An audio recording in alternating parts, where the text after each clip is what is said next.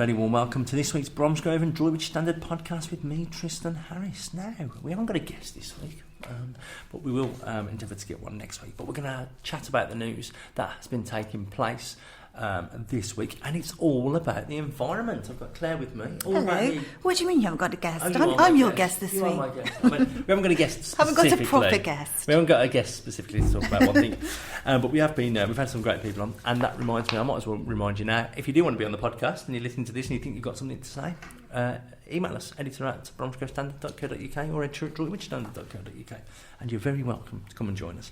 It's all about because climate's the big thing at the moment, isn't it? It is. Everyone's talking about climate. Thank goodness they are as well, though. Yeah, especially after... Bromsgrove District Council declared a climate emergency last Wednesday, 24 hours before what's now been proven as the hottest day on record. It all had so much, they were like, that's it. That's it. Climate emergency. Yeah, loads of councils have done this, and they've obviously it's a bit of a boost, with regard to let's get things sorted for climate and let's start really seriously looking at it. That's the gist of it. Councils promised to take urgent action, but they stopped short of setting a date to become carbon neutral by. Other councils across the county, including Worcester, have already set deadlines on becoming carbon neutral by 2030.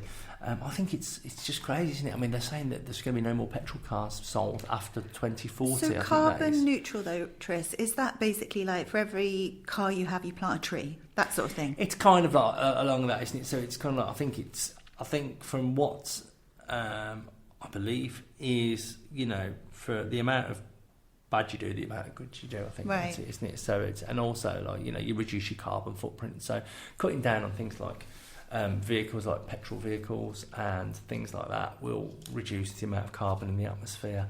And if the idea is everybody does their bits, obviously with the help of the council, and then we will be eventually, so I think that's the issue, isn't it? It's getting worse. So we need to make sure it plateaus and it doesn't go any higher. And we're not doing anything to damage the environment. You see, I've got mixed feelings about this because I did look up the climate change performance index. And Britain is actually like 5th in the world for the best. We're like one of the green nations. Yeah. And Ireland, of all people, are red, along with America and South Korea and all these other countries. China and Germany are terrible. Yeah. I mean, the Scandinavians are all up there. Your Finland, your Denmark, your Sweden, your Norway. They're all up there, and they live. It's quite an expensive way of life, isn't it, over there? But they do really look after the environment. They look after their people. They recycle they very recycle well. Everything. They're just the perfect neighbours because they are technically just across the sea. I think people have been too hard on the UK sometimes. I do. I think all these protesters. I know they've got a valid point, and I know we need to do more, but when it comes to the world, and I think one of the ones is climate change policy, we're actually, we're right up there. I mean, well, I always get really annoyed with Germany because, Germany puts themselves on this pedestal in Europe and they try and tell everyone else what to do sometimes. And they're really terrible they're still building coal power plants power stations in Germany to this day every week. Yeah. And the same as China. And there's Canada, America, they're all there. And you're thinking, you know what? Some of these climate change protesters really should, before they have a go at the UK, they should, we are trying. I believe we are trying and we are improving. Maybe they need to get on their bikes, some of them, and go off to America and Germany. Because obviously you don't want to fly because it's or we need to stop buying Chinese phones and something just to teach them a lesson or something. No, I agree, but the good news locally, get back to that, is Bromsgrove now has a climate crisis motion. It was by Councillor Siobhan Hughes from the Liberal Democrats, and it was given the go-ahead. So this was the one that was put off before, and there was a lot of criticism of the Conservatives for not allowing extra time, but they did make more time here, and now it's been given the go-ahead, and it's all looking good. So just got to do it now. And then there was another motion that was defeated from the Labour group. They were saying that they wanted 6 trees to be planted for every one that was knocked down in Bromsgrove. which is, I think 6 might be a bit higher, maybe 2 they might have got it through, but 6, 6 I could see. I could see why they'd want 6. Cause obviously, where would they put them as well? Well, I don't know, they'd have to work that out, wouldn't they? But yeah, Labour leader Councillor Michael Thompson, going back to the climate emergency, he actually did criticise the Liberal Democrats and saying that he criticised the council as a whole because and the Liberal Democrats because they didn't support an amendment to make the council carbon neutral by 2025. So that's the council. So obviously when we talk about the council, we've got the refuse trucks, haven't we? We've got all the their offices, you've got all the things that the council do. That's the idea. I mean, there's things now, isn't it? I think it is planning policy now that every house when it's built has to have an electric charging point for a car. Does it? So that is, that's already there. Wow. So all this is in place. The thing they've got to address, I think, is, I'm a normal working guy with a family of 4. We've got a Ford Mondeo, which is, it's not the best car, paying an absolute fortune in road tax, but we need it for camping. I mean, I don't, myself, I'm pretty much carbon neutral anyway, because I cycle to the station and get the train. Yeah. So I actually, I use the car to get to places that are inaccessible by train. That's not my fault, that's the public transport. And plus, if you go into council meetings and stuff, some of them don't finish till 9 or 10. Yeah. So you've got to get home and things. So I do use the car at a minimum. The main thing we use it for is holidays. But then, if they're saying that they're not going to be selling any more petrol cars after 2040, the cost of an electric car is £30,000. Now I can't afford. The government needs to give us all Teslas, doesn't it? That's what needs to happen. The government needs to somehow subsidise. There needs to be money subsidising electric cars because, I mean, I can't. I think the last amount I paid for a car was £2,500. So there's no way I can afford £30,000 in a car, and there's no way I can loan £30,000 and. I can't afford any more outgoings in my current financial state, so I couldn't say I'll pay £60 a month off or something, because I haven't got £60 a month for disposable income, but I need a car for things I do. So there's got to be something. That's my biggest gripe as well. They need to address electric cars. They need to come down in price. They need to find a cheaper way of making them. I think the problem is they've got with electric cars is they because I did that feature on it, didn't I, about the batteries. Yeah, about the batteries can take 1,000. Oh no, they are quick charge now. They're all great and everything, but it's only £90 a service a year. It saved this taxi driver from £7,000 a year in fuel to £700. So the savings are there. My friend just got one actually in London, and he was saying to fill it up full charge, like a full tank of gas, petrol, is £6. Yeah. Which, I mean, there's a lot of savings. 55. So it is a long-term saving, but because you're running a petrol car at the moment, you can't physically put that money away. It has to be something when. But I was reading another article about these electric cars. I thought that's what you're going to talk about. The batteries. Somebody else was saying that the batteries are really bad for the environment because they take hundreds of thousands of years to. There's lithium or something, I don't know, in there that takes 100,000 years to be. But they're probably better than petrol, though, aren't probably, yeah. You just don't know what to believe, you've got to just keep taking it We down. need to all just walk everywhere, basically, or cycle. We do, but walking to the Isle of Wight in a couple of weeks would be quite stressful for me. So that's the only thing. You better start off now. I better. Yeah, there you go. I'll say, look, you know that 10 days I wanted off. It's going to have to be more like 90. Councillor Karen May, the leader of Bromsgrove District Council, said. We do want to become carbon neutral, and you can see Karen May's point here, but we don't want to further impoverish or give more problems to our residents than we need to. Right now, I agree to the commitment and I'm committed to the subject matter, but we need time to work on the dates. And also businesses as well. If you're asking businesses to make changes, it could be more costly for those to make those changes overnight. So you don't want to bankrupt all your firms, because Bromsgrove is one of the best places in the country for new small and medium enterprises. So you don't want to all of a sudden hamstring them with environmental things that they're just unachievable. We've got, let's move that one till the end because it's a nice quirky one. We've got staying with the environment. I said it was an environmental week.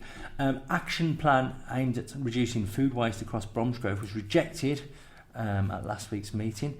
Kate van der Plank from Alvechurch, she's an independent councillor, She was shocked to see her motion, which asked Bromsgrove District Council to support and encourage local retailers to sign up to food redistribution schemes. The Labour, the Lib Dem and all the independents voted in favour, but members of the Conservative Party voted against. Clearly the council's decided it would rather pay to dump food instead of redistributing it to those in need. The proposals would have saved taxpayers money in disposal costs, had a positive environmental impact and benefited people in our communities. Using surplus food to feed the hungry is not a solution to food poverty, but whilst both food waste and food poverty exist, we should make sure it's used.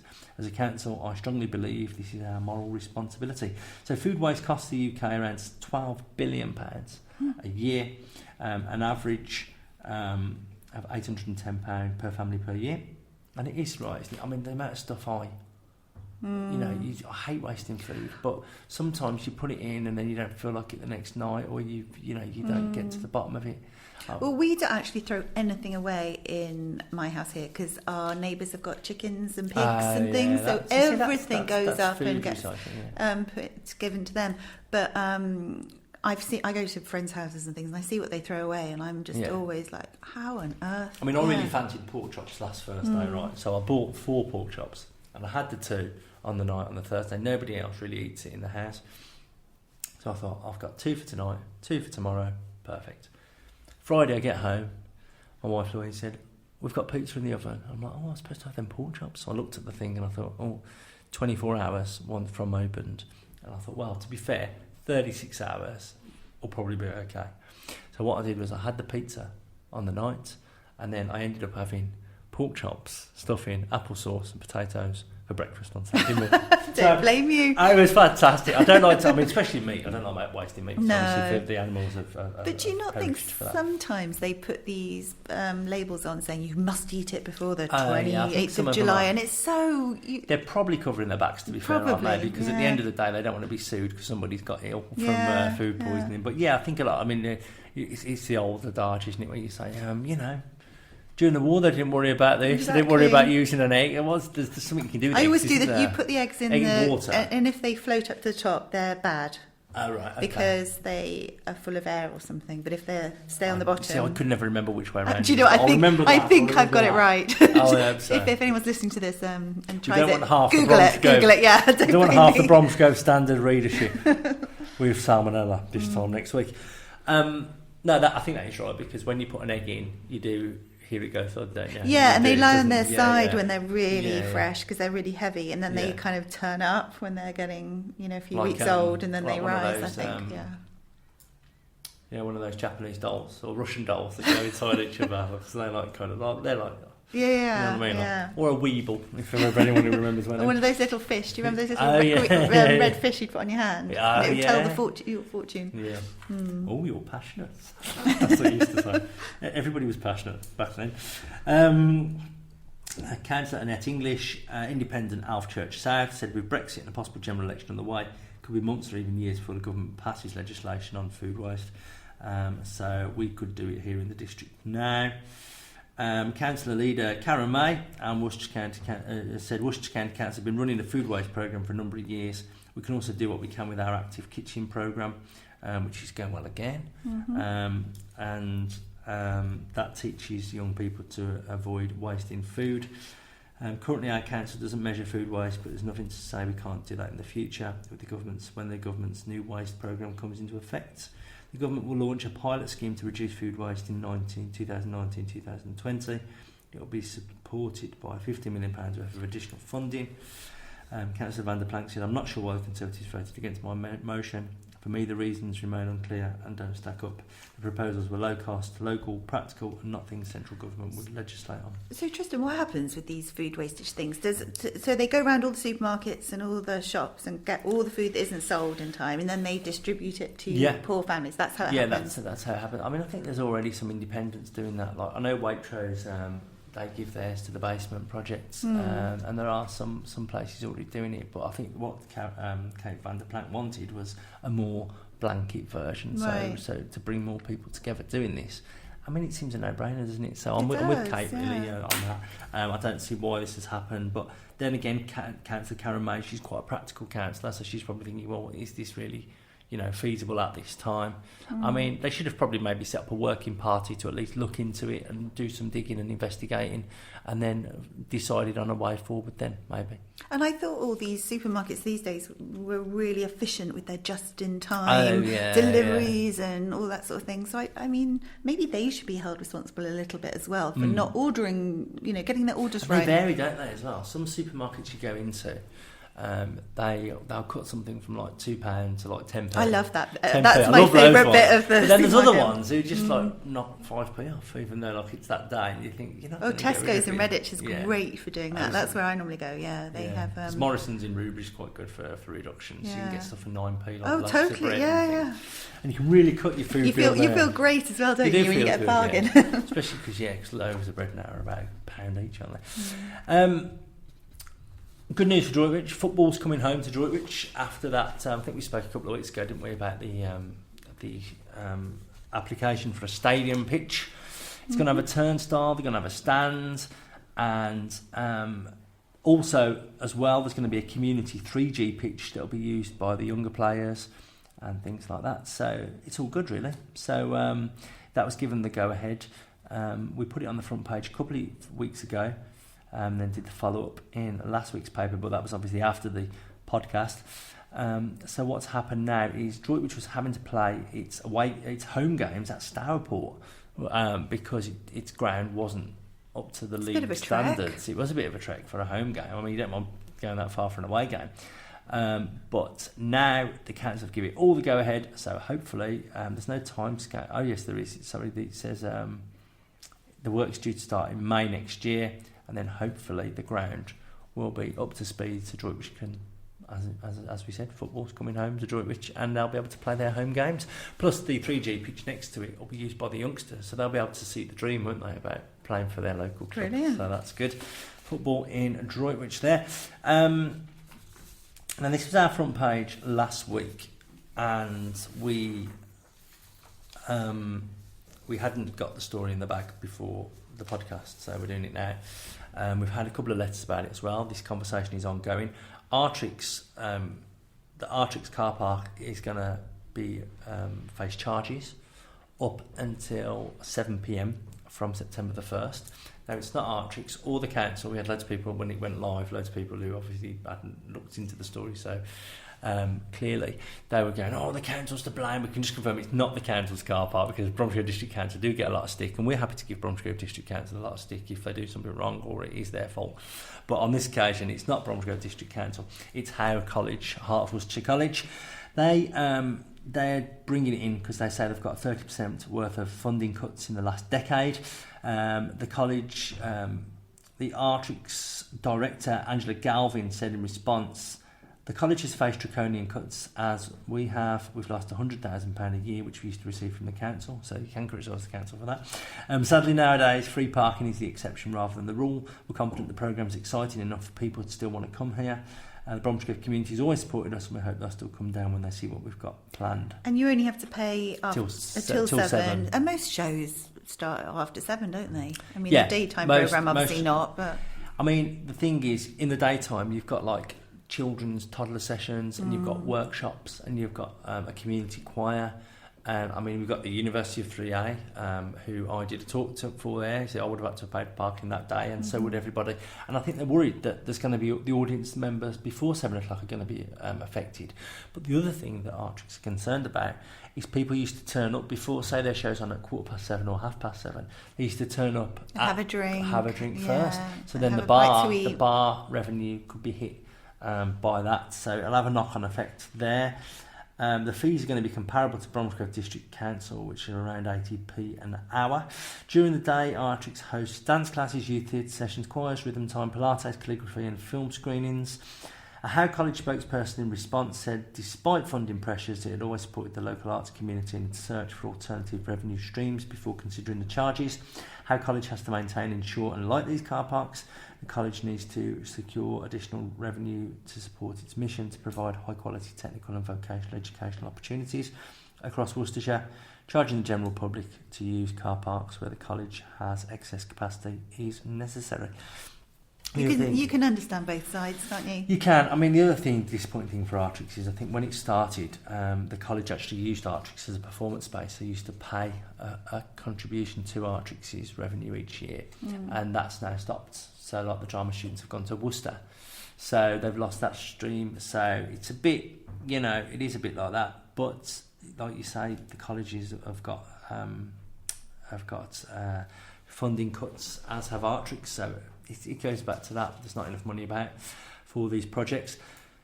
If you've got any views, editor at bromsgrovestandard.co.uk, because we've already got a couple of letters this week. We had one letter last week, so that's conversations will continue about Artrix car parking. Brilliant.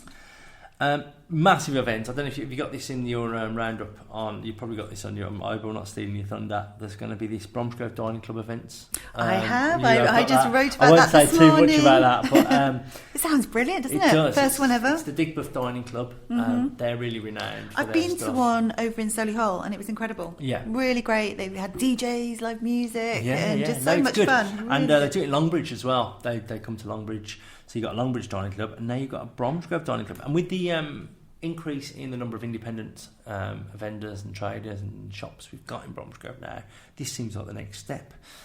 So that's Saturday. It goes on from 11 till 6 in the evening. And also, they've got this amazing gravity-defying astronaut show. Ooh! So it's free to watch the show, but then I think it's £1 into the dining club. So it's all going to be at the Recreation Centre by ground, Asda. By Asda, yeah. Okay. Yeah. And then this guy, the futuristic gravity-defying astronaut, he's performing twice at 11 and 2. So he goes up on a crane, rather him than me. And yeah, it's going to be good. The last thing they had there was called the Mobile Homme, HOMMES, French. And it was incredible. It was a few years ago. Mobile, and they were like drummers and street performers, and as they were drumming, then this crane picked them up and they were literally drumming in the air. It was incredible to watch, and it was held on the Market Hall site, and it was part of a project to do a whole day of activities to boost local traders, so people would come into town, watch that, and then go and spend money in pubs, clubs and restaurants and stuff after. And it really worked, and it was a really successful day, and this is along the same lines. It's really good. The show, space-suited traveller urban astronaut arrives to a polluted and inhospitable future Earth. He meets a girl. Together they raise questions about whether the human race change and avoid a poison future. So wow, that sounds interesting. It does sound good. But also, more about that, and also just so much good food there as well. So the good food. Loads of different vendors are going to be there. Sushi apparently, and Chinese. Only Jerkin, which is obviously jerk. Only Jerkin, that's a good name, isn't it? Original Patty Man, Bourneville Waffle Co., the Dim Sum Soup, Urban Cheesecake, and many more. Amazing. It's going to be fantastic. Lovely. So look forward to that. That'll be in this week's paper, and it's already online. My favourite story of the week, and I know you know this story. You love your quirky stories, Tris. You know this story. I don't know which one you're going to be talking about. You were involved in the Facebook conversation with veterinary nurse Sarah Mayle. Oh, yeah. With the dog. And this dog, her Labrador Red, he'd been retching for a week, and then he starts being sick, and she's a veterinary nurse. She thinks, oh my God, what's going to happen? Takes him into Clenshills Vets where she works, and they were just about to do, now I haven't got this word once this week, so let's try it. They do an endoscopy. Is that right? Endoscopy. I don't know. They put an endoscope down his throat. Well, they went to. But as they opened his mouth, they saw a thread down the back of his throat. So they traced the thread, as you would, and they found it led to his tongue. They x-rayed him. He had a needle and thread in his tongue. No. Oh, poor little thing. So they had to put him out, make an incision in his tongue, and then pull the needle out, and now he's fine. So we got a lovely photo. Marcus went out and took a lovely photo of Sarah and Red, and she sent me the picture of the x-ray, and you can clearly see the needle in the tongue. We still have no idea where he picked it up from. She said, I don't do any sewing at home, so it's a complete mystery. After the needle was removed, Red went on to make a full recovery. He's back to normal and his cheeky self now. Everyone here thoroughly enjoyed the situation. That's at the vets. They were saying, here comes Red with his needle and thread. So what colour was the thread? I don't know. I think it's black actually. So she has got a picture of that. I think it's a black thread. And she said we all had a good laugh. about it afterwards. So all's well that ends well, and I particularly like my headline this week on the story. What was it? Read on the mend after swallowing needle and thread. Nice. So there you go. Make do and mend, but don't make do. And you stitch that don't up very nicely. That stitches up the show very nicely. Very nicely.